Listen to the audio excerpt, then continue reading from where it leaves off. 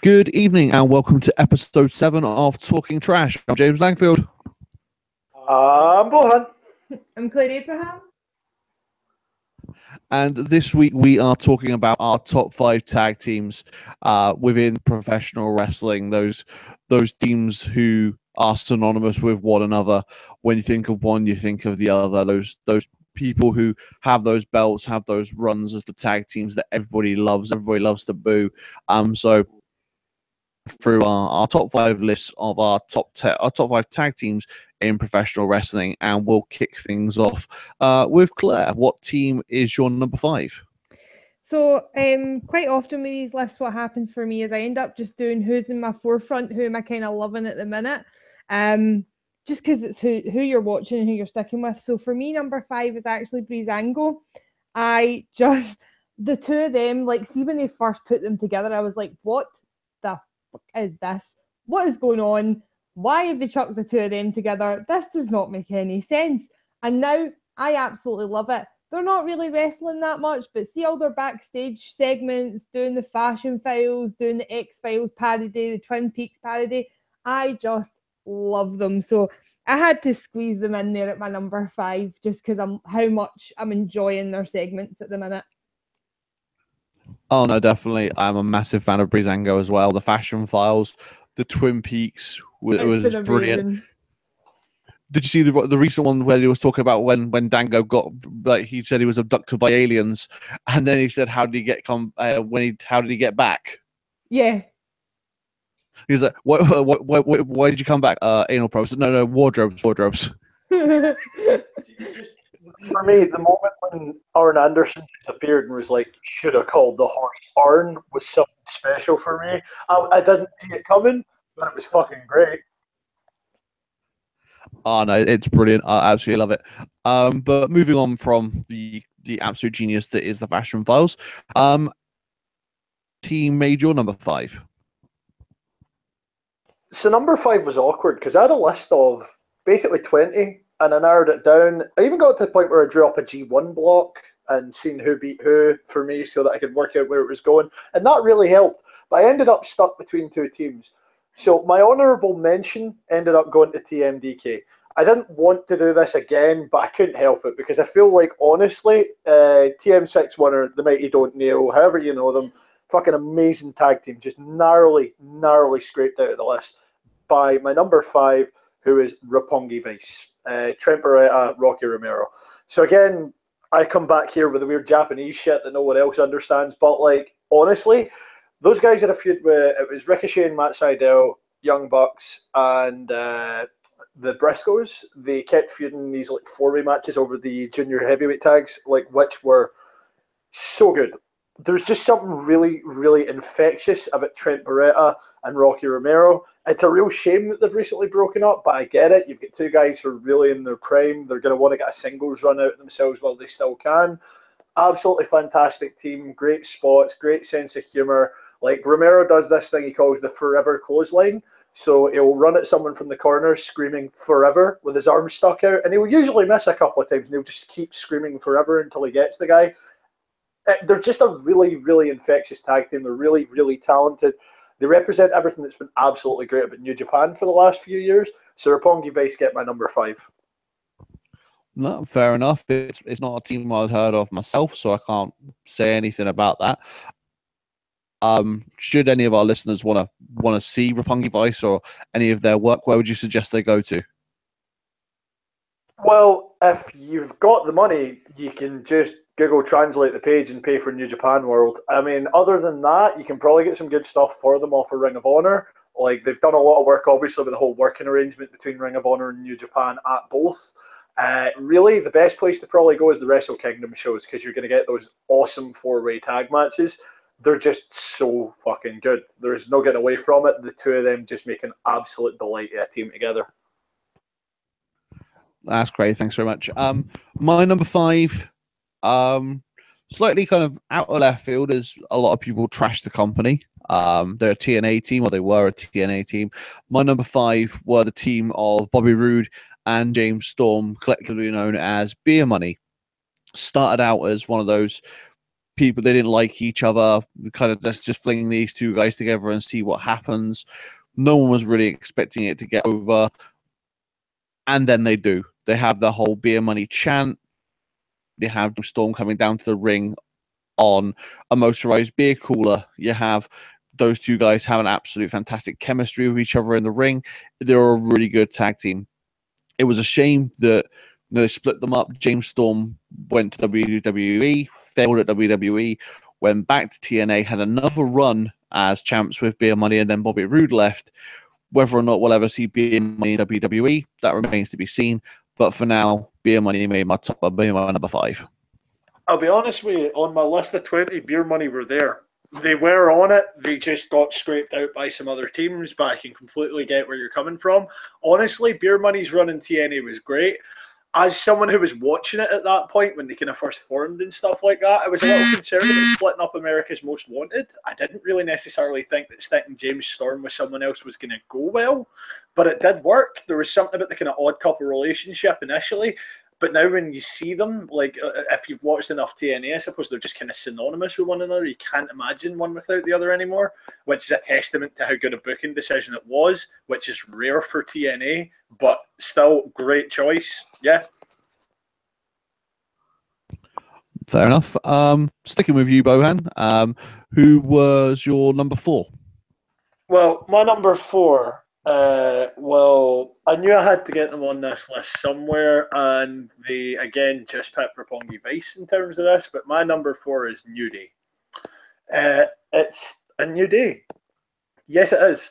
I mean, there's no getting away from the fact that New Day have been horrendously entertaining. They're a team that were saddled with a shitty gimmick that they didn't want anything to do with, who did the whole sort of rock face turn thing. They just were so entertaining as heels that people just started cheering them. And nothing really changed for them. They just kept doing the same kind of stuff. But they were so fundamentally likable that you couldn't help but get on board with it.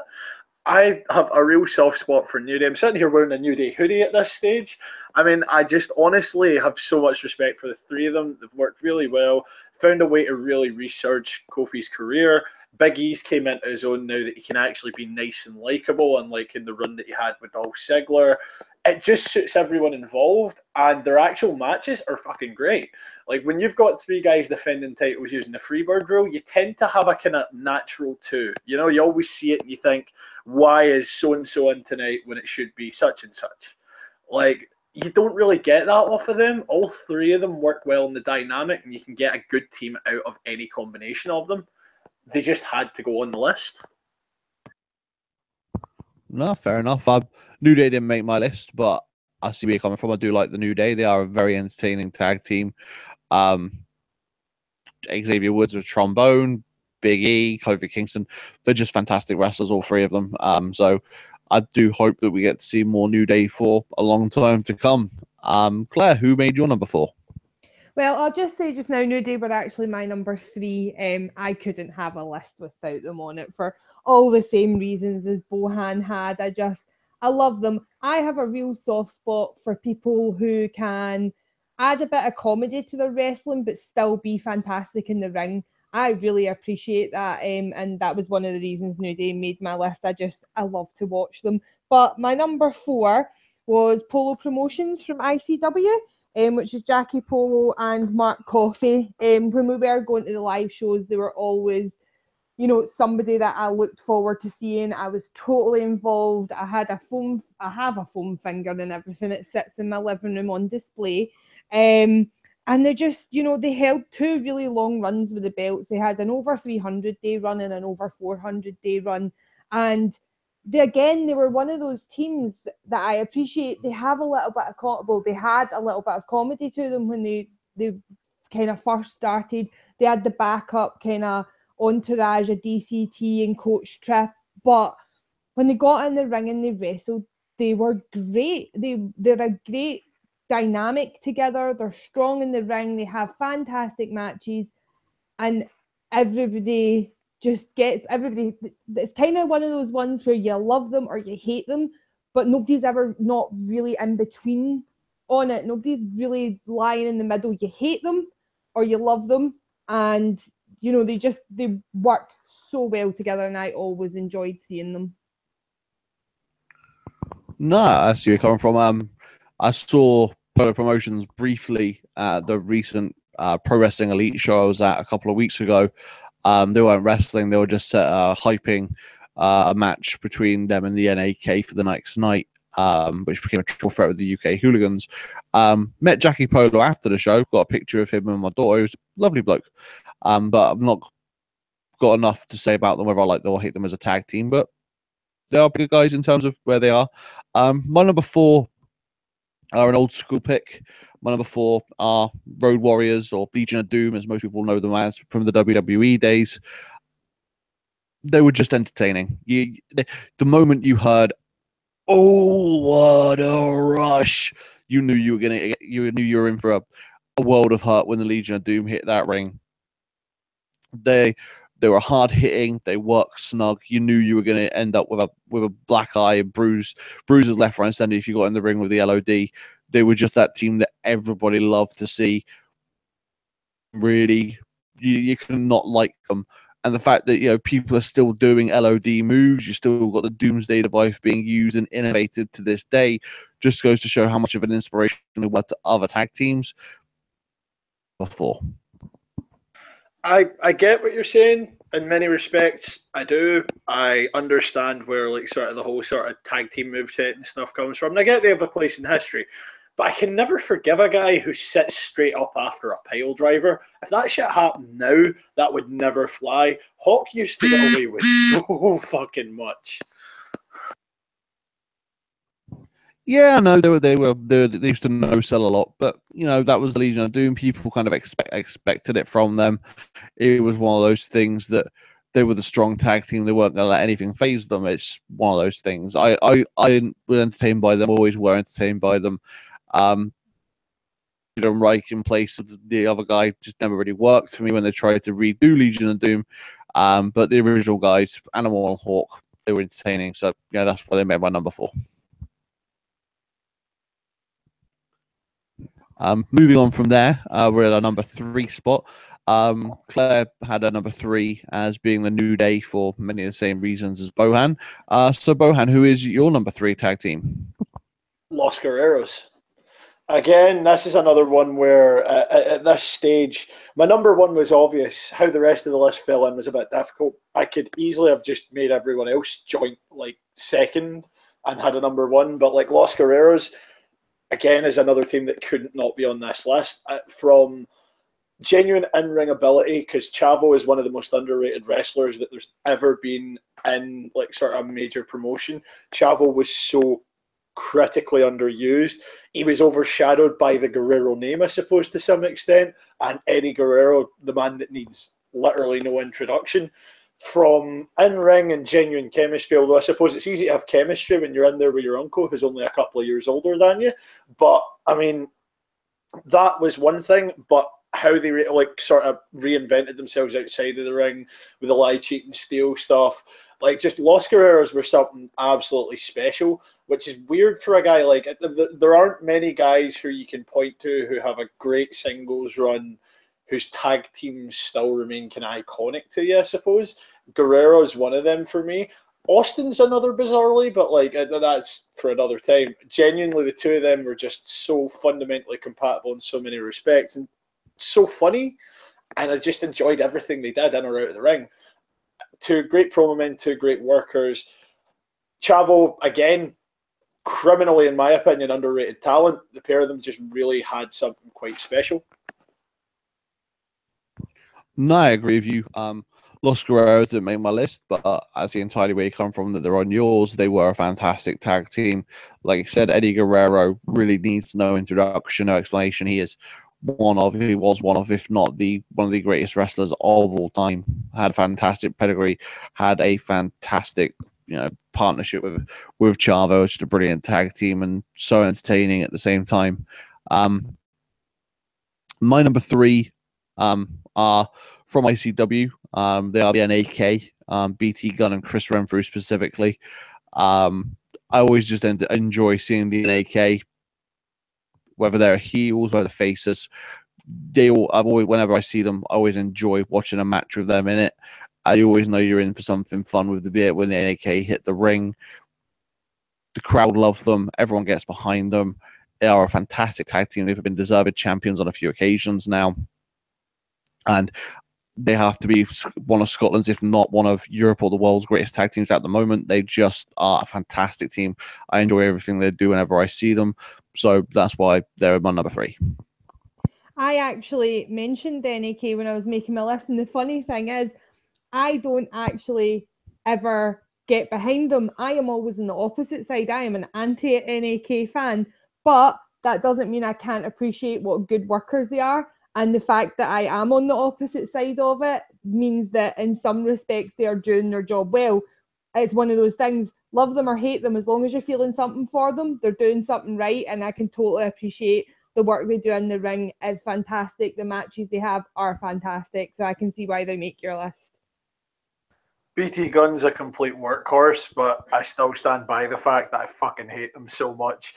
Like, again, like Claire says, probably means they're doing their job right, but there's something fundamentally about any time that music triggers at an ICW show and some shenanigans starts happening where I'm like, fuck this, fuck those guys, boo, you cunt, boo, I can't control it. It just comes out of nowhere.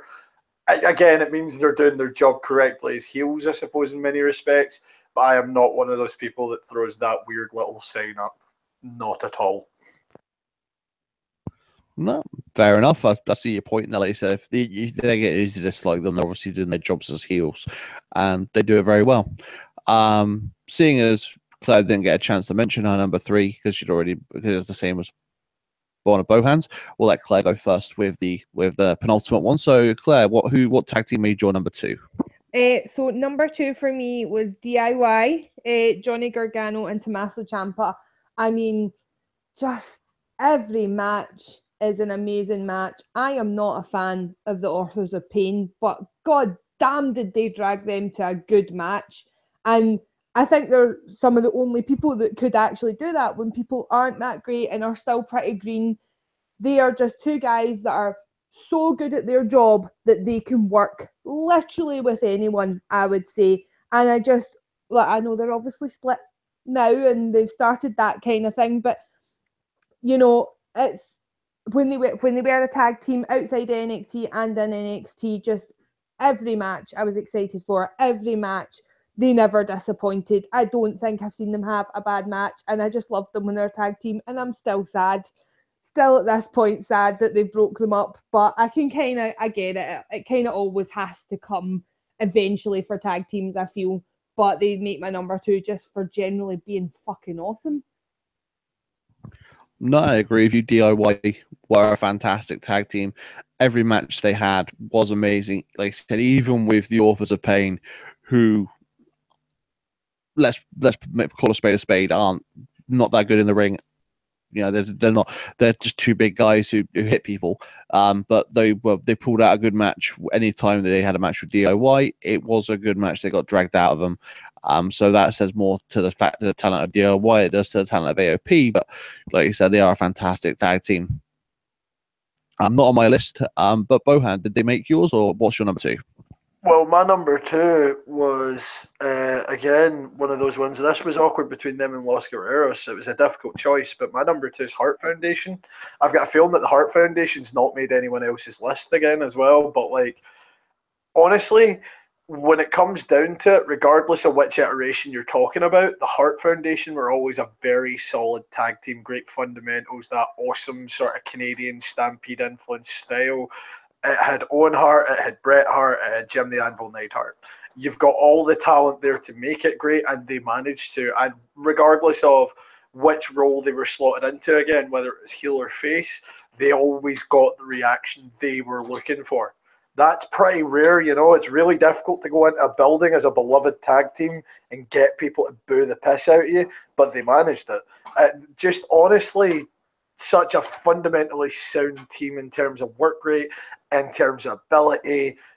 Promos could use a little improving, obviously, at that stage for Bret, but it was still very early doors in his career, so I can kind of understand. But, I mean, that was obviously why they stuck Bret when it was Bret with Jim the Anvil Neidhart as well. They stuck him in with someone there who had what he was lacking. And that's really, at the end of the day, what makes a great tag team, is it not? When you complement each other very well and you manage to hide each other's weaknesses. they just got on great, and I'd be remiss if I didn't put Owen Hart towards the top of any list that involves the best of something that I'm doing, because Owen Hart is just the man and always will be the man. And anyone who says otherwise, come and fight me. See what happens. Fair enough. I'm not going to take you up on that offer. I agree with you. Owen Hart will always be one of the best workers who was sadly taken from us far too soon. But we're not going to dwell on that today. We're going to carry on through our lists here. My number 2 are the Hardy Boys. Whatever gimmick they had, be it their normal Hardy Boys Team Extreme gimmick they're currently running with now and when they were originally in the WWE, or more recently their broken gimmick in TNA, Get Over. We all laughed when we first saw the broken gimmick starting. We all thought this was going to be shit. It was all going to go down the toilet. It was the Hardys doing something weird that ultimately would never work. We were wrong. The deletes, the obsoletes, the Brother Neros, the I Knew You'd Comes, everybody got behind that. Everybody loved the broken gimmick. And the fact that enough fans of WWE know what the Hardys did in TNA, that you're having delete chants when the guys come out, just goes to show how over that gimmick got. It even got Jericho showing other talent the broken gimmick to show this is what the Hardys have done recently, and the other guys like it. Hopefully we'll see them get it back, but for now they're running with their normal gimmick, and it's still very good. Jeff's doing his thing, being as reckless as he ever was. Matt's kind of somewhere between himself and his broken gimmick, and those guys will always work well together. They're brothers, they're actual brothers. They're not some brother tag team put together, but they are legitimate brothers, so they're always going to have that chemistry. They've been wrestling together for absolute donkey's years. They have an absolutely amazing when it comes to tag team wrestling. The matches they had with Edge and Christian, the Dudleys, the Triangle Ladder matches, the TLCs, the cage match they had with Cesaro, the 30-minute Iron Man match, the list goes on. These two guys have an absolute stellar career, and hopefully they'll continue onwards. But for now, they made my number 2. Well, the Hardys actually made my number 1.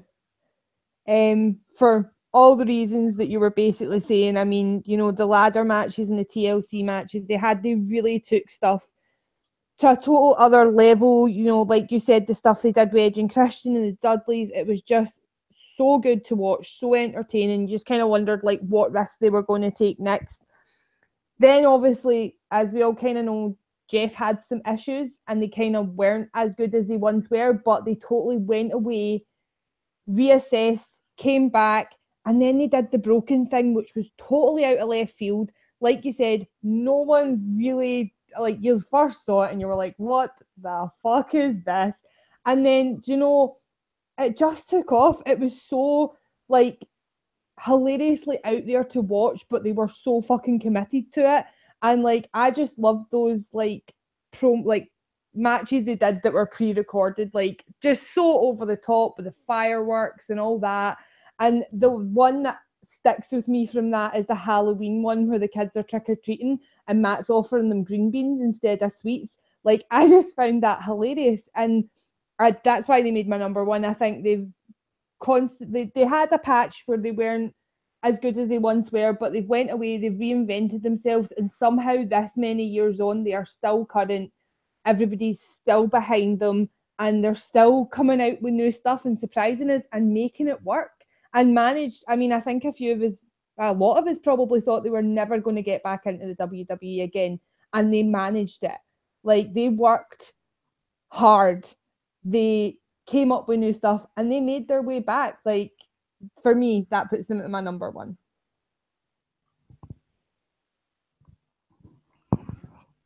No, I agree with you, like I said, it's all the same points there for that.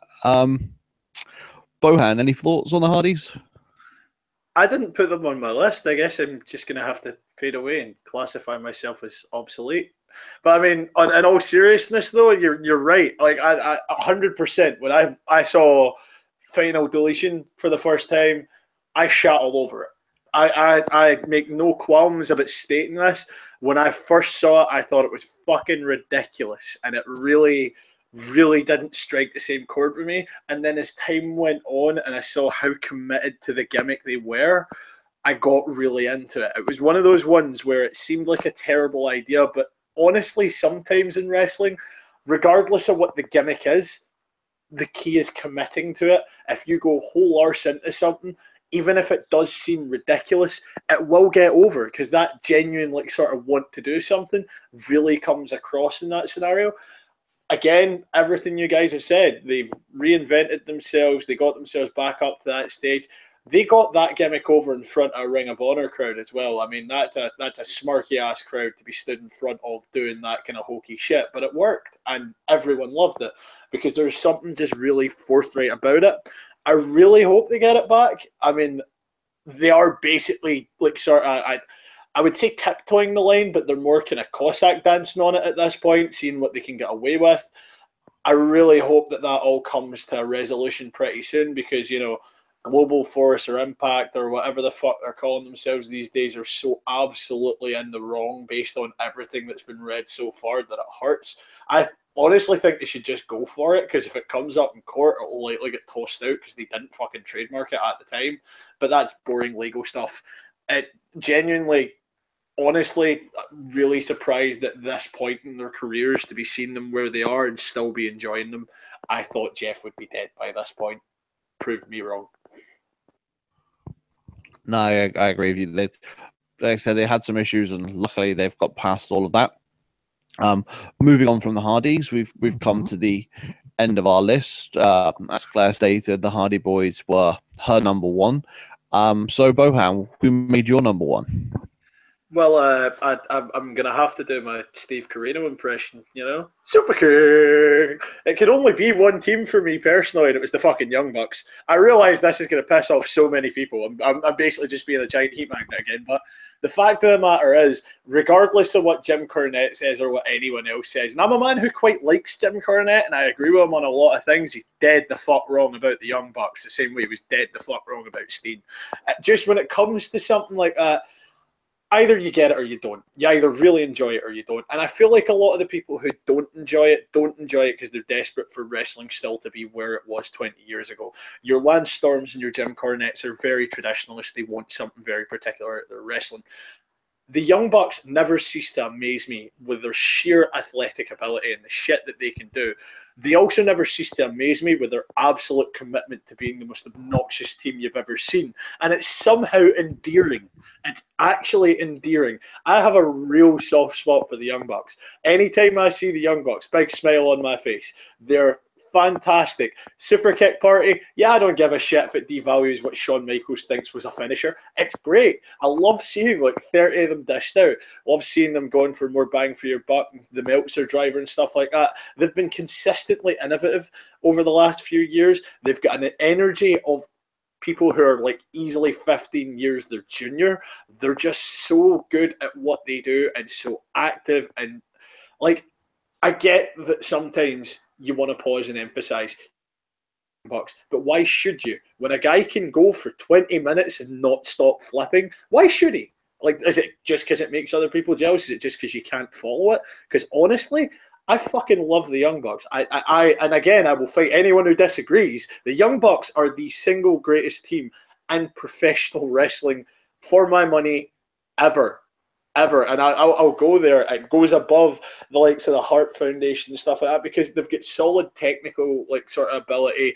They're great at what they do. They've got great athletic ability. Basically, the Young Bucks are tag team wrestling turned the fuck up to 11 and the knob broken off. You can't do shit about it, and if you don't enjoy it, don't watch it. But you should enjoy it if you're a wrestling fan, frankly. No, I can't say I agree or disagree because I haven't seen enough of the Young Bucks or any of the Young Bucks. For me, though, you know, an abundance of what should be a finisher, an abundance of a move which should be a signature, to me does devalue that move. Not to say that they don't do it well, not to say that they don't make an impact with that, but to me, you know, I like to see not always traditional wrestling. I do not always a full mat-based style. I like to see a mix-up of brawling, suplexes, DDTs, the whole, everything chucked in by the kitchen sink. I like to see everything in a match that you can do to make it that perfect match. I don't like to see an overabundance of the same move used over and over again. To me, it just waters it down and lessens its impact. But that's not to say that they're not a good tag team. I can't, give you an honest opinion on what they're like as a tag team. I haven't seen any of their work, so I can't give you that. They're not on my list for purely that reason. My number one were the Dudley Boys. The reason the Dudley Boys made my list as number one is they are single-handedly the most decorated tag team in history. Over 20 reigns as tag team champions across multiple companies. They were always pushing that boundary. They worked well as singles wrestlers. They worked well. Bubba worked well as a singles guy when he had his TNA run. Aces and Eights, the Dudleys in that. They just always seem to work well as a team. T3D, the Dudley Boys, ECW, WWE, tag team champions all over the world. They held belts. They always seem to want to push that boundary a little bit further, putting people through tables, putting women through tables, putting Mae Young through a table. They pushed that boundary as to what was acceptable in terms of extreme tag team wrestling. And like I said, the most decorated tag team in professional wrestling history. For me, they have to make my number one. I mean, obviously they weren't on my list, but I always love watching a Dudley Boys match. Like, who doesn't? Like, it's. I feel like now there is quite a lot of nostalgia to them, but the thing is that they've not really lost anything. It's not like, nostalgia's driving them completely. They're still good in the ring. They're still entertaining to watch. It's not like they've went downhill or anything, but, they've spent years building up the characters and the team, and it just works so well for them at this point. And I don't know how anyone could watch one of their matches and not enjoy it, really. I mean, that's the thing as well. You're talking about the Dudleys, what was basically a giant group. Because in ECW, literally, the only thing you needed to be a Dudley was a pair of glasses and some tape and a tie-dye shirt. And you got some belters out of that for the record. I'd be remiss if I didn't mention Dances with Dudley, my absolute favourite. Big Dick Dudley's illegitimate Native American son. But when you look at the whole Dudley thing, it speaks volumes as well in such a big group in ECW, because there was probably about 15, 20 of them when push comes to shove. To see two guys in particular who worked that well come out of that and sort of still be together at this point. And also when you look at some of the names that they've trained and stuff like that at this stage, I mean, it speaks volumes about your actual talent and understanding of the business to be able to go and open a school and actually be pretty successful. And we're getting to a point where, there's a lot of people starting to pop up on major promotions and stuff who've been trained by them. I think it's only a matter of time before, that school's revered the same way that fucking Stu Hart's is, to be honest, because they've produced some belters so far.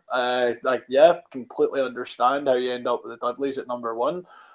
Again, they were one that I put down. I toyed with Edge and Christian as well. I wish Edge and Christian had been number one now to round off the trifecta, given that she had the Hardys. But, I mean, realistically, I completely get it. It's a great choice. Fair enough. Thank you very much. So that's us. We've gone from our 5 to our 1s. We had a not completely, but very, very, very varied lists. So only a couple of crossovers there, which is always good. It's always nice to have differences of opinion. We're now going to move on from our top 5s to have a quick look at WWE's most upcoming pay-per-view. That is SummerSlam. The biggest party of the summer, as I like to bill it. It's the cross-brand pay-per-view, which has both Raw and SmackDown matches. What are your guys' initial feelings of SummerSlam as it's coming up? Do you know what? This is really terrible, and this maybe just goes more to say more about my memory than anything. But when I realised that we were going to be covering SummerSlam tonight, I was like, man, I'm not even sure what's on that card. Really? I'm really struggling to remember what's on that card. And I don't know, they keep mentioning SummerSlam, but I'm not really feeling that built up for it. If you know what I mean? I don't feel like there's been much of a build for it at all. I feel like this is kind of the issue with having so many pay-per-views so kind of crammed together, that there's it's really short runs for building anything up. I feel it's far too short, and nothing really feels special paper-wise now. I mean, No, I agree with you. I'm feeling mildly Go ahead, Andy. trepidatious about it because I can remember things like I can remember that we've got that god awful toy set to sell again, so we're going to get Enzo in a fucking shark cage. I can remember the four-way match that's the main event. We've got the women's belts both being defended, and the SmackDown one's actually going to show up on a fucking show again.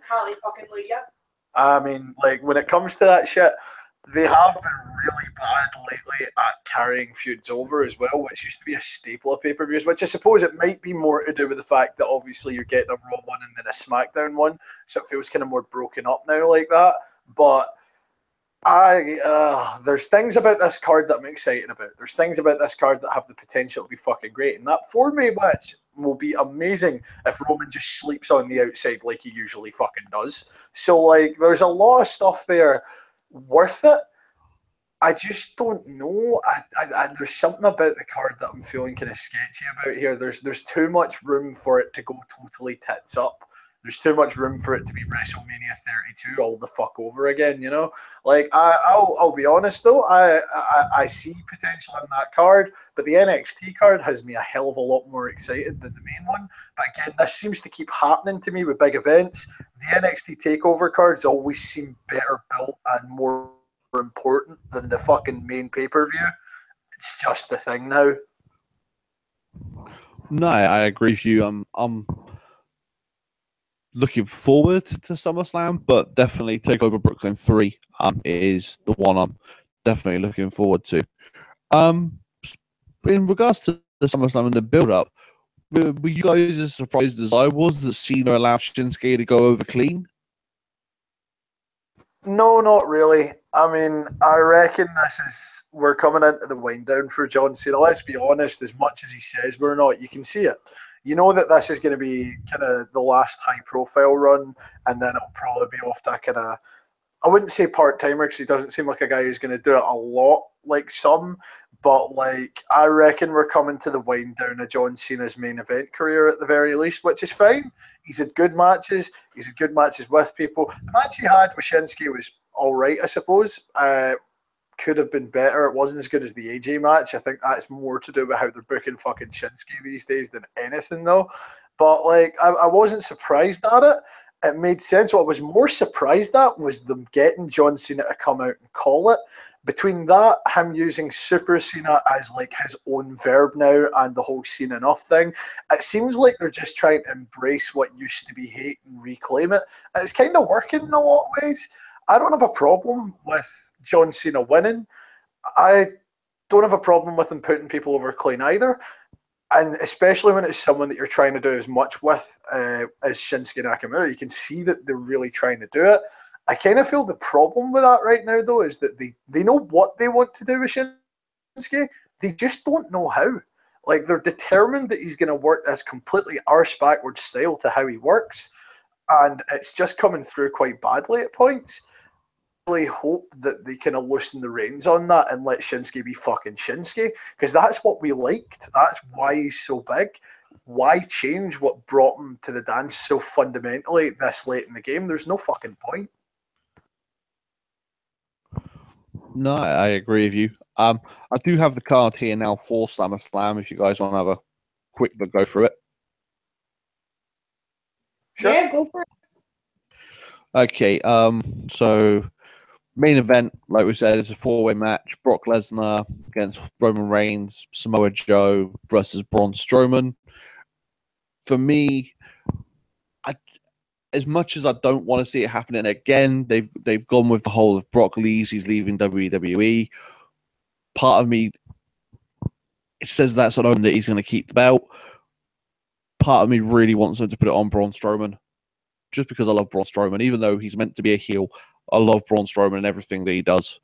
Maybe it's a bit too soon for him, I don't know. But I would like to see Brock lose. So either Braun takes it or Joe takes it. Anybody rather than Roman Reigns. he doesn't need another title shot. He needs to fuck off and become a heel and then come back. But yeah, for me, I can see Brock Lesnar keeping it because they've dropped the bombshell that if he loses, he's leaving WWE. But I would like to see Braun or Joe take the belt. Yeah, I'm in the same as you. I would like to see Braun or Joe take the belt. I definitely don't want Roman to take it. I think that would be just ridiculous at this point. But I am torn. I'm torn as to whether they're going to take it off Brock or not. I don't know whether he wants to go wait out his suspension at UFC. I don't know if he wants to go back there and do that, and this is kind of leading towards it, and this is his ticket out, or whether he's staying and they're going to keep the belt on him, and that's thrown in there to make us think that's maybe what he's wanting, and that maybe they're going to take the belt off him when actually they're just going to keep him on. I really don't know what I think, but I would quite like to see it go on one of the other guys, Braun or Joe. As the one in this group that probably follows MMA more than everyone else, I think I can safely say that to some extent. There's been a lot of back chatter between the whole sort of John Jones, Brock Lesnar, is it going to happen thing. Now, for what that's worth, to kind of fully address the point, John Jones is going to have to go up a good chunk in weight to face Brock Lesnar, because there's no way you can get Brock Lesnar down to light heavyweight size. Look at the fucking guy. If he does, he's not going to be at a decent fighting weight. So John Jones is probably going to make the leap to heavyweight. You've probably got another match in there before he faces off against Lesnar, I reckon. Like a kind of warm-up match for heavyweight. So we've probably got maybe about another 3-4 months out of him. With that being said, John Jones is chatting back. And if there's one thing we all know, it's that Dana White doesn't like people engaging with the WWE and giving it a spotlight because he's a jealous little fuck who wants to be Vince McMahon. So if that's going on, I think there's a good chance that there's something in the works for that happening. There's also been rumors that Ronda Rousey, incidentally, is training with Brian Kendrick. So I don't know if there's some kind of ongoing, like, kind of trade-off here, because Dana White's already said that UFC don't really want Rousey back. So I'm wondering if they're maybe going to release her out her kind of arrangements to go and wrestle in exchange for Brock Lesnar coming back. With that being said, I think this might be it coming off of him. I think he'll go away for a bit. It doesn't mean he won't be back, but for now, I think this is probably the last Brock Lesnar match for a while. As a result of that, that rules him out. Roman Reigns, I reckon, is ruled out just through his sheer inability to actually get over at this point. Unless they're going to have him do a whole heel turn, because they've already kind of teased it with the ambulance getting smashed and shit like that, although they fucking put their foot straight off the gas on that one for some reason. They seem not to be able to decide what they want to do with Roman Reigns at all. I would rather see Joe get it than Braun Strowman. I think it is too soon for Strowman. I don't think you want to overexpose him when the crowd are starting to get behind him, because if you do overexpose him, you stick a belt on him and he doesn't perform well, that's any seed of that you had that could potentially work out fucking destroyed. I reckon that Strowman will be ready. I reckon he'll be ready sooner than some people may think, but I don't think he's ready now. For me, it's got to be Joe. I feel like Joe's the most obvious and logical choice if it's not staying on Lesnar, and I reckon it's not, because it seems very much like Lesnar's gearing up to leave again. Like, all of this build-up could be a red herring, but based on everything else that's going on around it and the kind of real-life aspects that are there, I think there's a good chance it's not personally. Then again, I might have to eat my words in a couple of weeks. Fair enough. Next one on my list, just going to run it down from 1 to 12, I think the matches are. We've got Naomi up against Natalya for the SmackDown Women's Championship. Kind of out of left field, I wasn't expecting Natalya to get a number one contendership or a title shot. But, you know, I'm not feeling the glow. Whilst I appreciate Naomi is a good wrestler, I just don't feel that gimmick. I think she's cheapened the belt by making it shine and flashy. So whilst I think they might keep it on her, I would prefer to see Natalya take it away. Again, I am the exact same as you. I don't think they're going to take it off her. They've made that new glowy belt. Yay. That's, you know, I don't know if they do make them or if they start making them, that's merch money for them. I'm sure there are people who would buy them. I don't feel like they've built it up very much. I don't feel like they've built the kind of feud between the two of them up very much. I like Natalya. I always feel, because I watch Total Divas as well, I admit it, I do. And I like Natty as a person. When I watch her, when I see her about, she seems really nice. I always feel like on the actual cards, there's something missing. There's something not quite there with her. She's a fantastic wrestler. You can't take that away from her. But there's just something that doesn't connect with me when she's wrestling. I'd like to see her with a belt on because I do quite like her, but I don't think they're going to do it at this point. I think they're going to keep it on Naomi for a while still. Honestly, I can completely understand what you're saying about Natalya. And as someone who watched through the dark days, Natalya was one of the few bright spots on the card. She's got the genuine ability to be there. I think it's more about exposure these days where she's not really getting used. You don't get a chance to like Natalya. I mean, we've had hashtags for give everyone else a chance. How about give the one that trained in Stu Hart's dungeon a goddamn chance? Because if that's not pedigree, what the fuck is? But, I mean, I reckon off the back of this, it doesn't matter who wins. It really doesn't matter who wins because that briefcase is coming out. It's going to be Natalya probably for my money. I reckon Natalya will take the belt. She'll hold it for about 30 seconds. They'll Daniel Bryan her, and there you go. You've got a feud that gets Naomi out because I don't think Naomi has performed as well as expected lately. I really don't. I just feel like, well, she's got certain bits there. Again, like you were saying about Natalya, there's a step missing there. So take the chance, put the belt on somebody new, even give her a chance to chase it for a bit. Maybe she'll get more over that way than just holding the belt. Because honestly, as a triumphant champion, I don't really like her. I reckon I would maybe get a bit more like for her if I felt she had like really had to chase and earn that opportunity at this stage. Personally, for me, that's the most obvious scenario. But at the very least, I reckon Carmella's walking away with that belt regardless of what happens because they've teased it and everything now. No, fair enough. Next up on the card, well, on the list is Alexa Bliss versus either Sasha Banks or Nia Jax. There's the number one contender match happening on Monday because Bayley legitimately suffered a shoulder injury, so she's out of SummerSlam. So we're going to see either Sasha Banks or Nia Jax take on Alexa Bliss for the championship. For my money, I reckon there's probably going to be Sasha Banks going over Nia Jax, at which point we're going to see Alexa Bliss versus Sasha Banks again. And I reckon they're probably going to still keep the belt on Alexa. See, I don't know. I'm kind of torn as to whether they're going to play out that Alexa Bliss, Nia Jax, quotation marks, friendship thing a little bit. I don't know whether they're going to just cash in on that just now and have Nia and her have the match at SummerSlam, or whether they're going to have Sasha go over, Alexa keep the belt, and they kind of draw the Alexa Nia thing out. To be honest, I wouldn't be upset if Alexa kept the belt. I do think she's one of the best things about the women's roster at the minute. It's a shame that Bayley's injured. It makes kind of for rushed storylines when everything else around it's quite a rushed storyline.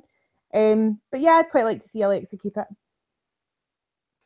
I mean, realistically, my brain wants to say Alexa because seeing this position where you've obviously built up a storyline and you had a clear plan and you have to do something on the hoof, surely the most logical choice is to leave it on the champion. You had it on there anyway, especially if it's a separated shoulder. A separated shoulder doesn't mean being out for too long by comparison to like a break or something like that.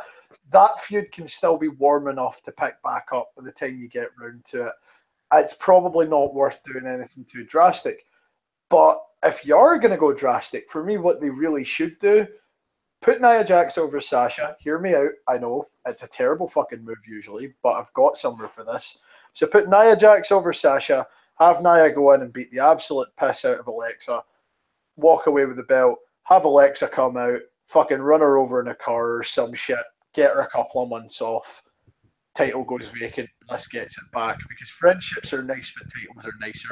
And Alexa's a good enough heel that it would just add to what she's got going right now. That's for my money the best booking decision that you could possibly make out of this bad hand.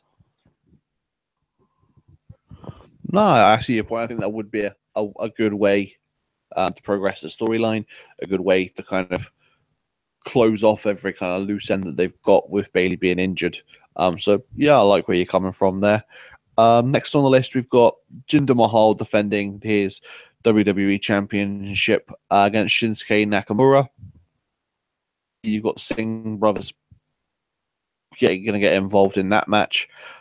I want to say that Shinsuke's going to win the title, but them using the Singh brothers and giving a dirty win to Jinder and keeping the belt on him until WrestleMania or something when he drops it. Get that belt. I mean, after all, John Cena did allow him to win cleanly, so it must mean something. So I would like to see Shinsuke win, but I could honestly see it being a dirty win for Jinder with the Singh brothers interfering. I really, really, really want Shinsuke to win. I'm not a Jinder Mahal fan. I'm already sick of seeing him with the belt. I don't think the matches he's had so far have been great. I think, if they can let Shinsuke do his thing with that belt, it would be absolutely fantastic. And to be fair, I think it would, if Jinder's going to keep it, it'd have to be a dirty finish, I think, because they're pushing Shinsuke so much. They're putting him over everyone. Has he lost yet? I don't think he has. And I would really prefer to see the belt on him, but I have a horrible sinking feeling they're going to keep it on Jinder. I mean, looking at the two options, again, it's obvious that it should go to Shinsuke, and anybody with a fucking sane mind and creative or booking would put the belt on him, give him a chance to run with it, and try and avoid him fucking off back to New Japan when his contract's up. Because the way you're using him right now, yeah, there's a good chance he might fuck off.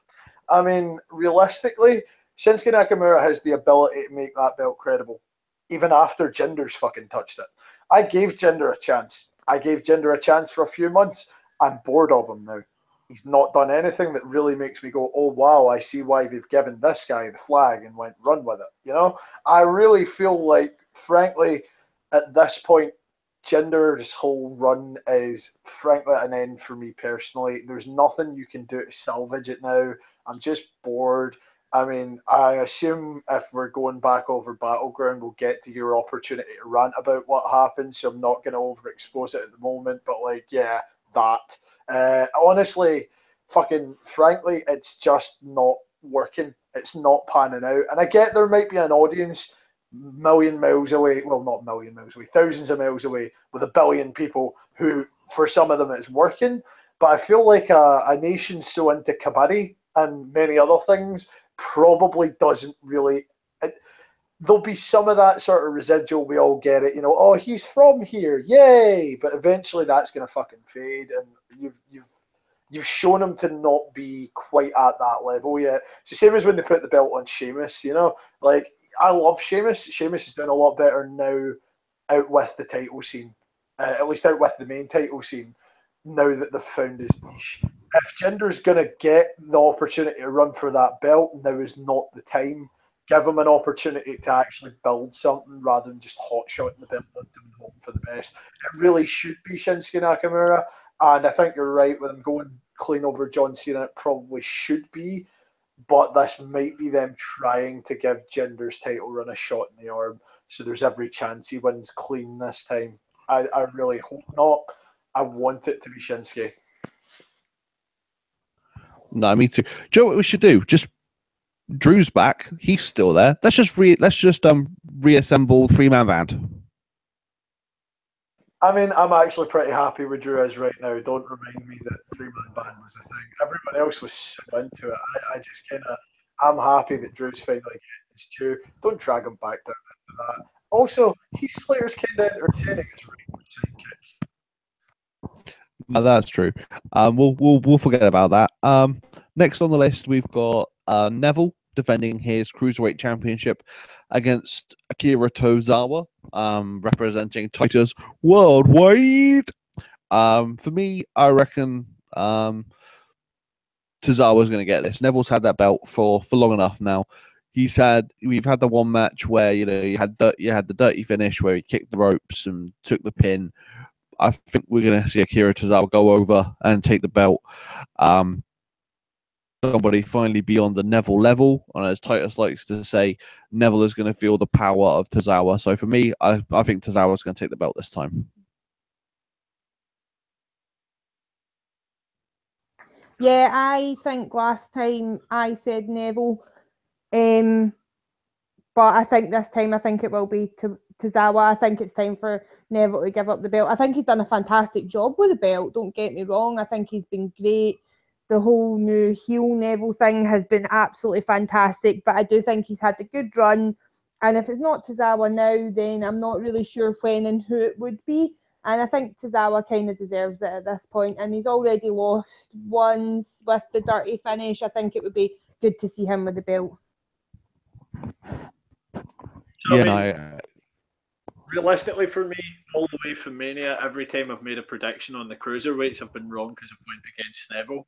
So, I mean, I'll be honest with you, the only logical thing for me to do at this point is say Neville. There doesn't need to be much more reason to it. I've been wrong every other fucking time, and my heart says Tozawa, so my head should say Neville by this point.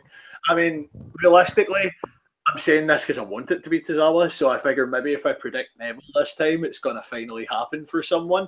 And don't get me wrong, I've really enjoyed Neville in the title picture. I haven't picked other people just because I don't like Neville. I really enjoy Neville as a cruiserweight and the work he's doing. I've picked other people because Neville's great at his fucking job as a heel. I don't want to see him keep that belt because there's that little part of me that's just like, give it to the good guy, give it to the guy I like, give it to the guy I really, really like. They've had great adversaries for him the whole way through this run. Akira Tozawa is a great choice to take it off of him if he's going to do it. I'm going to say Neville, because if I don't say Neville, it won't happen. I'll start from later. No, I agree with you. Like I said, it's one of those things they like say. Obviously, you're saying Neville. We're hoping that you're wrong and Tozawa gets the belt. You know, it's one of those ones. It's a risky one. You never know if that's going to come off or not. Next on the card, we've got AJ Styles defending the United States Championship against Kevin Owens, in which Shane McMahon will be the special guest referee. Anytime you've got a special guest referee, it's shady dealings. Both of them have history of Shane. Obviously, you've had the AJ Shane match. You've had Kevin Owens and Shane not getting on. So it's really one of those ones you don't know who Shane is going to screw over, because I can see Shane screwing somebody over. I just don't know who. Personally, I think I'm tired of them hot potatoing in it right now. It's kind of gone AJ then Kevin, then AJ then Kevin. It's kind of gone back and forth between these two. I'd rather see them have an extended run. So for me, I think AJ's going to take the belt, and I think Shane's going to screw over Kevin at this point to make sure that AJ keeps that title. Well, it's like you said, if there's a guest referee, there's got to be a screwy finish. I mean, it's inevitable. If they don't do it, I'm going to wonder what the fuck's going on. Because it just seems like that's what has to happen. It's, that's the way it goes in wrestling. I think I'm the same as you. I really do feel the same as you in this one. I would kind of like to see the belt get a decent run with somebody who better than AJ. I like him with title on him. I think he's a great wrestler. I think it'll be a really good match, because how can the two of them not have a good match? But I'd like to see it stay on AJ for just now. I'd like to see him have a decent length of time with it. At least another good couple of months for him to keep the belt. I mean, and talking about like sort of screwy finishes with special guest referees here, it's really important to note at this point that they finally got AJ as a face, and look how over he is. Like, he's so fundamentally loved. I think he'd be hard pressed to shoehorn AJ back into the heel role. So I really feel like the screwy finish has to come at the expense of AJ. I feel like Kevin Owens has probably got, the wily ability to convince Shane McMahon to see things his way, even if they don't like each other, air quotes. I mean, that seems a whole lot like the lady doth protest too much. I think that we're probably going to see the screwjob finish, but I reckon it's Kevin Owens that's going over as a result of it. I mean, just look at Shane's last name. What more do you fucking need? He sides with a heel. It's going to be Kevin Owens going over by a screw finish, in my opinion, at the very least, as a result of that. So do you reckon that'll lead on to Shane AJ 2 at WrestleMania? You got it all right once. Don't push your luck. I don't think it needs to go back on at Mania like that, but I think you've already got enough convincing planted seeds that they can have a long-term sort of Vince Stone Cold feud going on, realistically. I think that Shane needs to turn heel again at this point anyway. He's been back for a while. Everybody's had their chance to cheer him. He's a fucking McMahon. It's wrestling rules. He needs to be a heel.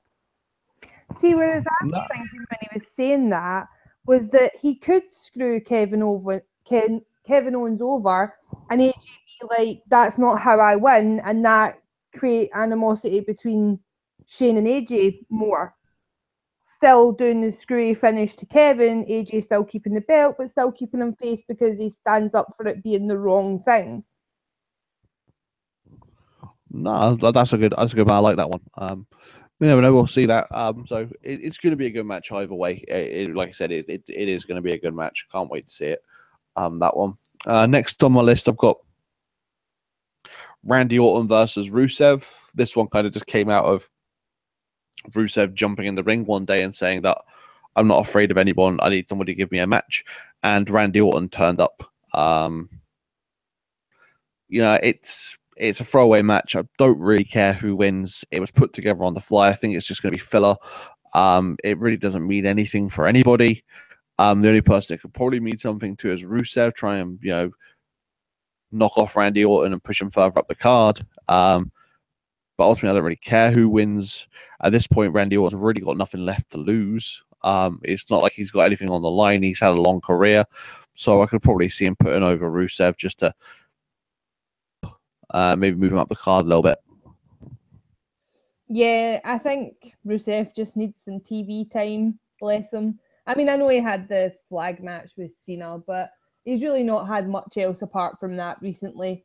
I don't know. I find it so hard to. I don't know what it is about Randy Orton. I don't really feel that involved in any of his matches. I think I'd kind of like to see Rusev take this one. I think he could use it more than Orton. But it is very much what you were saying. I feel like it's a filler match. I feel like it's throwaway. I feel like they just stuck it on there to have something else on there rather than actually, trying to create something that could be interesting. They've just went, oh, you two guys, fight. Like, rather than actually planning good pay-per-view matches. But yeah, out of this one, I think I'd rather see Rusev. The 80s called, they want their ethnic bad guy stereotype back. I mean, realistically, that's what Rusev's turned into. Although, it would be interesting to see him beat Randy Orton and by that logic end up in the main event and then see him, face off against Jinder in the battle of the ethnic bad guys. But, at the same time, yeah, you're right. It is relatively throwaway. But can you really put Rusev in 2 throwaway matches in a row and have him lose to an old hand who's probably not going to be around for that much longer? I know Randy started his career dead young, but we're coming to a point where Randy's been on the big scene for nearly 2 decades now. We're going to come to a point where you have to sort of take your foot off the gas again. I feel like Rusev has all the tools and all the ability to be an absolutely stellar talent. I kind of feel like that's why he's stuck in the mid card, because he's helping a lot of guys and he's there when they don't have something to do with John Cena or Randy Orton or one of your other guys that you're trying to keep feeling big at that stage. That's why we've ended up with this match, because obviously ever since Rusev came in, he got that big run with John Cena, and that's how they've used him since. I would like to see Rusev get the win. I feel like he needs the win. I feel like, honestly, you just need to sort of give the boys something to run with. I mean, handsome Rusev is just something special. Why won't they just acknowledge it and let him go? When we get over this ethnic bad guy fad that's came back, he probably will. No, I agree with you. Hopefully they can get past the, like you said, ethnic bad guy. It would be nice to see that go away again. Next on the list, we've got the New Day versus the Usos for the SmackDown Tag Team Championships. Given the fact that the New Day have only just won them, can't see them dropping them to the Usos back again straight away. So I reckon the Usos are going to lose this. New Day, and keep the belts for a little bit longer again. Hold them on for a while, then have a nice long run as tag team champions again, as entertaining as they are. So yeah, I reckon the New Day are going over this time.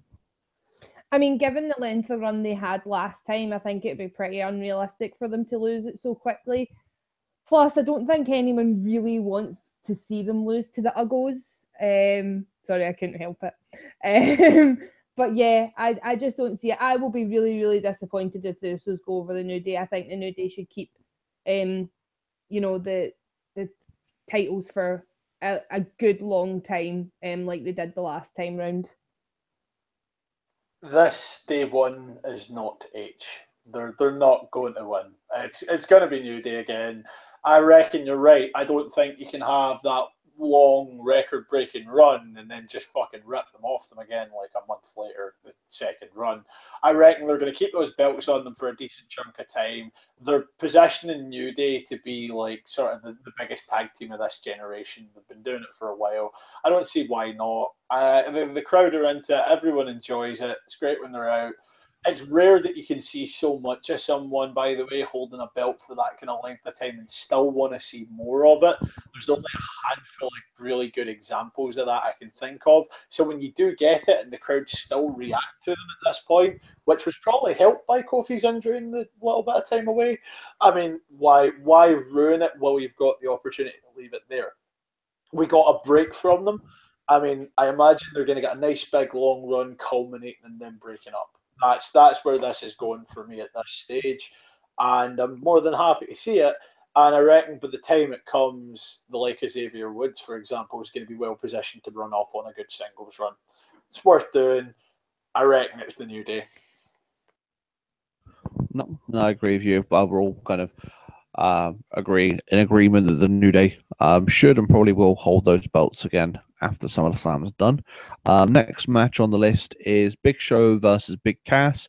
In this match, Enzo Amore is going to be suspended above the ring in a shark cage. Why shark cages? What, we've had it with Jericho. Jericho made it entertaining, but come on, what's the point? I mean, you might as well just ban him from ringside. It's the same thing. But themselves. Sorry? Playsets don't sell themselves. No, that's very true. Playsets do not sell themselves. So yeah, we're going to end up with an Enzo Amore in a shark cage playset. Thank you very much, Mattel and WWE, for some piece of tat that nobody fucking wanted. Anyway, I reckon Big Cass is probably going to win. Just because obviously they're pushing him as this monster heel, and they're going to need somebody with a bit of rub to give him that run. And knocking off the world's largest athlete is probably the best way about doing it. And there's a way of showing off. Enzo's not going to be in there for no reason. Enzo's there so Big Cass can punish the Big Show Enzo watches, and Big Cass, like I said, needs the rub of somebody big monster heel. So I reckon Big Cass is going over. I mean, it's so pointless. We all know that there are ways to, get out of the cage in a shark cage above the ring match. And why is it all of a sudden made some sort of resurgent comeback? Who is pushing for the shark cages to be used so much in the creative? I mean, we had Paul Ellering, Patel. We had Paul Ellering, and then we had Jericho in one. Why is it suddenly made a comeback? I don't get it. I don't feel like it adds much, if anything at all, really. I don't find it interesting, and I just don't see the point in it. I don't know who's going to come out of this one with regards to the actual match without, moving away from bashing the stipulations of the match. I'm not really sure who I think is going to win. I mean, generally, Big Show does what he does now to give the newer guys a rub. So, I mean, I could potentially see it being Big Cass, but I mean, I think I said this last time as well. I feel I'm having deja vu about having this thought process before. But yeah, I really don't know. And do you know what? I'm not even sure I really care. Actually, that's so bad because I loved Enzo and Cass as a tag team, but I feel like adding the gimmicks just kind of ruined it for me. I mean, in the big scheme of things, you're probably right. I mean, that young up-and-comer Big Show doesn't really need the win now, does he? But at the same time, I want to just, as a sidebar, kind of point out that, what's Cass's singular gimmick? It's that he's 7 foot tall and you can't teach that. Bigfoot is the only guy around who is 7 foot tall and obviously did not need the education also. So, I mean, when you really start to look at it, while it makes sense to bring in a guy to give him the rub at this point in his career, and while it makes sense to put Big Cass over, it also doesn't. Because if you put Cass over, who's a credible threat to him at that point? Like that's really the difficulty. And once you've done that, once you've exposed it in such a way that Big Show can't take on the young 7 foot guy, who is left to stick against Cass? Who's then left to actually put there? I mean, it's a difficult one. The shark cage is a cynical ploy to sell Mattel playsets again. That's what it is, because they made that playset and I watched it and I saw the advert and I went, why the fuck are you making that? Like, you've only had a handful of these matches. The only one I could remember at that point was China, funnily enough, being in a shark cage. But we got back to that stage where, Mattel's like, yeah, we're paying you an awful lot of money. We've got this playset we're trying to sell. Do you want to just book a couple of matches? I mean, it's cynical. It's a ploy. I don't feel like it's well thought out at being in there. I think Cass is going to win, but I think it's a mistake because I really don't know who you can put in front of him after that's been done at that point, realistically, unless Braun Strowman's going to turn around and go, I'm not finished with being the biggest guy in this room yet. No, who knows? But it's one of those things.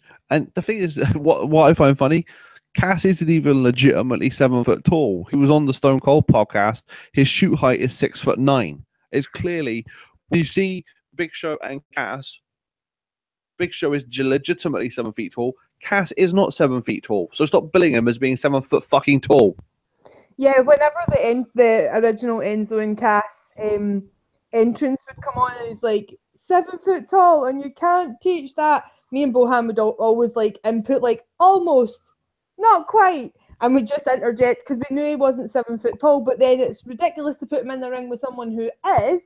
And, for a lot of people, we know this information, and you're just making it really obvious that he's not that height, putting him right beside somebody who is. No, it is ridiculous. It's just one of those things. It's just weird. Next on the match is one that I'm personally looking forward to. Hopefully we're going to see a Demon battling the Eater of Worlds. So it's going to be Finn Balor versus Bray Wyatt. Hopefully we get to see Demon Balor. I don't know if we will because the SummerSlam promo picture is normal Balor, so we don't know if we're going to see the Demon or not. Balor against Bray Wyatt. I honestly think, obviously, it's almost predictable now that Bray Wyatt talks a good game, has fantastic promos, gets one over on the guy a couple of times on a TV, but ultimately loses the feud. And I can see that's what's going to happen here. If not, maybe it is normal Finn Balor versus Bray Wyatt, and Bray Wyatt does go over, and we see a prolonged feud in which Bray Wyatt has to dig out the Demon, or he wants to bring out the Demon, has to force him out when we get to see the Demon come out at WrestleMania against Bray Wyatt. Who knows? But for now, hopefully it's the Demon who comes out, and hopefully Balor goes over Wyatt. Yeah, this is one of these matches that I'm proper invested in because they're both my boys. I love both of them. I'm not really sure who I want to win. I mean, there's a little part of me that says Finn, but I actually think your option number 2 there is what I think should be done. I think that would be really good if WWE can get their shit together with prolonged storylines. Finn comes out as just normal Finn, wrestles, loses, and then they have the ongoing feud, and then it takes them coming out on another big pay-per-view as the Demon to finally conquer Bray, sort of deal. I don't know whether that's where they would go, but I think that could be very interesting. I think it's one of those ones we're really just going to have to wait and see, and I don't think at this point I can say which one I definitely think will win, but I think at the moment in my head, Finn's got the edge.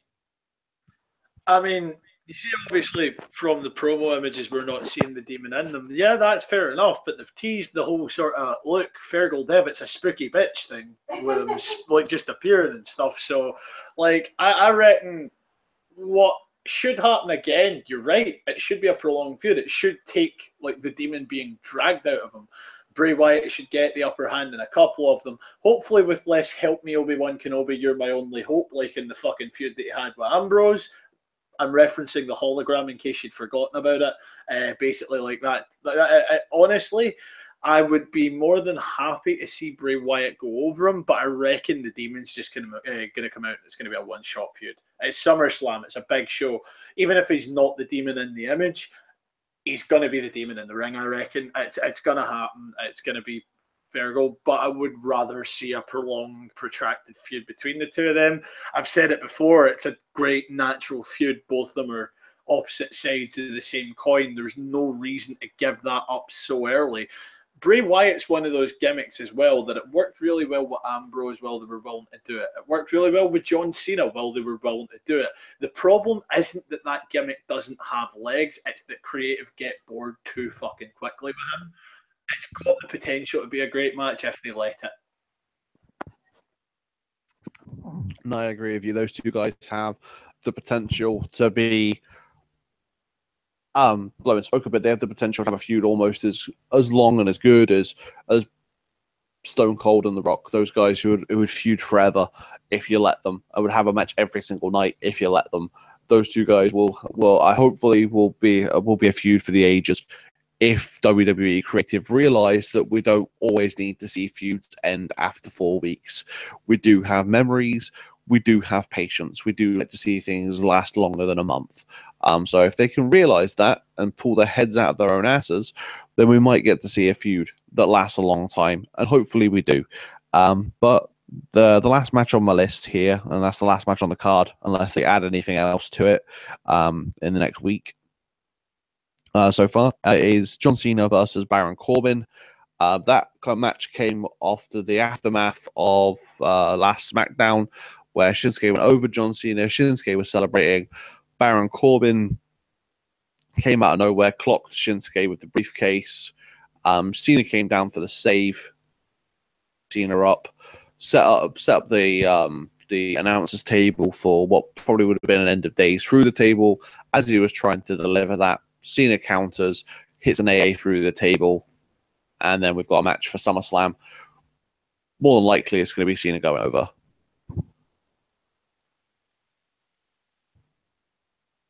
Yeah, I mean, probably.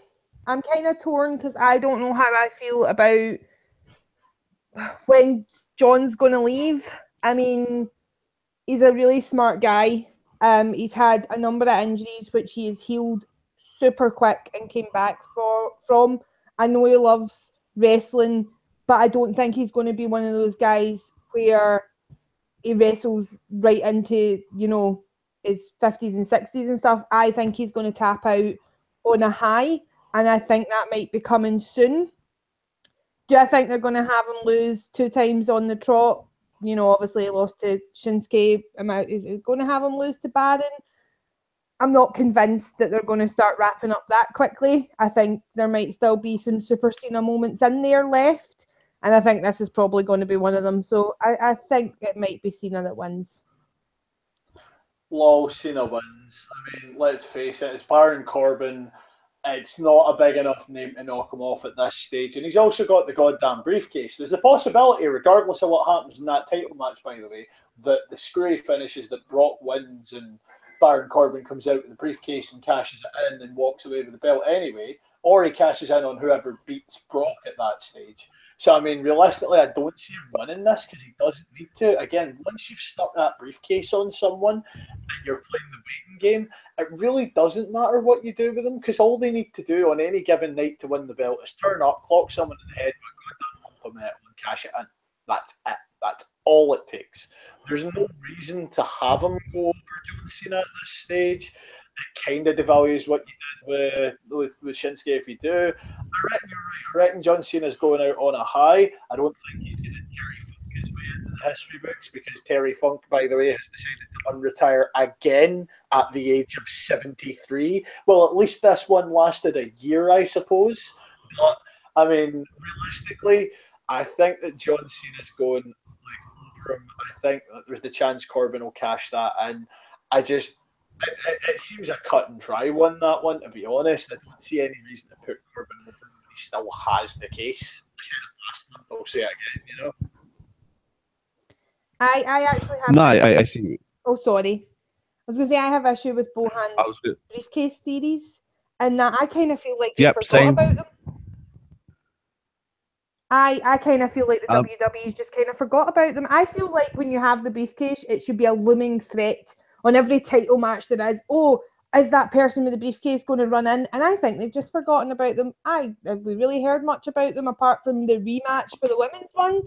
No, not really. Like, they don't seem like it's going to be a thing. Baron has had his everywhere with him, and he's mentioned more than once on TV that he can cash that in at any point. They have not forgotten about those briefcases. The moment just hasn't came yet. Frankly, this happens every time someone gets that briefcase. We sit on tenterhooks, and we get a couple of tease cash-ins sometimes. But honestly, I still stand by it. I don't think Baron Corbin needs to win having the briefcase. It's going to happen. Oh, yeah, no. One thing that I have a problem with Bohan's theories about the briefcase is that unless Baron Corbin got traded to Raw with the briefcase, he can't cash it in against whoever beats Brock Lesnar. He has to cash it in against the Shinsuke or Jinder. It hasn't actually been mentioned explicitly that he can only cash it in for one or the other belt. You know WWE, you know what their creative are like, and this is a show where all the talent's on. It would be a pleasant and weird surprise to see him come out and cash for whoever beats Brock. And then him ending going there anyway because the belt is precedent for it. It's happened previously in Money in the Bank briefcases. No, that is true. I think it's just kind of one of those ones that everyone assumes that it was a SmackDown only. So you're only going to be able to cash in against the SmackDown champion. I think that's one of those things that everyone assumes. But yeah, it would be a nice swerve to see him try and cash in against somebody else, like in the Fatal 4-Way. That would be interesting. But that's every match run through from start to finish. So unless they add anything anytime soon, that's everything that we've discussed about SummerSlam there. Hopefully, we get some of our predictions right. How it goes in a week tomorrow when SummerSlam is here. Speaking of pay-per-views, we did have Battleground. I don't think we're going to go for every card because this podcast has gone on for a little bit longer than normal. Mainly to say that I had a problem with the main event. Oh, really? You did? I thought everyone would fucking love that match. Did you not? Could never have anticipated you having a problem with the Kelly turn. Come on, man. Where's the precedent for that? It wasn't the problem with the Khali coming out. I mean, everyone has a problem with that. That's just Khali. No one wants to see him. He shouldn't have come back. My problem is the Punjabi prison itself. So you have the Singh brothers hiding under the ring. The prison comes down. They come out. They help Jinder. They help Jinder to win the belt. They defend. They keep Randy Orton from getting over the cage. Blah blah blah. Why the fuck did you have those two guys hiding under the fucking ring when it was clear that they could get through the fucking bars in the fucking cage? Meaning they didn't have to hide in the fucking ring in the fucking first place. Sorry. That's fair enough. That's completely fair enough. There's no need to apologise about that. You're right. When they're skinny enough to just slide on through, hiding under the ring seems like an awful lot of bullshit to go through. It really does. Especially in a no DQ match, because it doesn't fucking matter. They could even have fucking claimed the goddamn cage rather than staying in the ring. But I mean, again, you're right. The problem with the Punjabi prison match was just that it was overbooked as shit. It wasn't run very well. And also, it's a goddamn TV and live audience nightmare. They tried to keep as much of it in the second cage, obviously, as they could, but it doesn't change the fact that bamboo isn't very televisually friendly, unlike unlike wire fencing, like chicken wire, which is something that you can easily cut a couple of holes for the camera in. Just didn't make sense. No, I agree with you. It was a logistical nightmare. It was a cameraman's nightmare. It was an editor's nightmare. Anybody who was in the back trying to control what shots to shoot when to go to which camera must have wanted to go to creative and slap them in the face and go, why the fuck did you decide to do this match? You absolute fucking cunts. Do you realize what the fucking nightmare of a job we're going to have all night?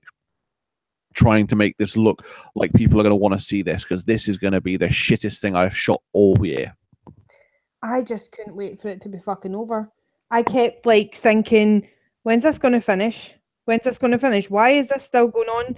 Why is one of them not getting up that cage? Oh, come on, finish. Please end. Please, God, end.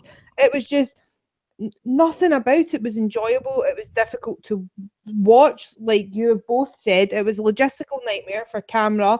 I'm sure sitting in the crowd, it looked shit.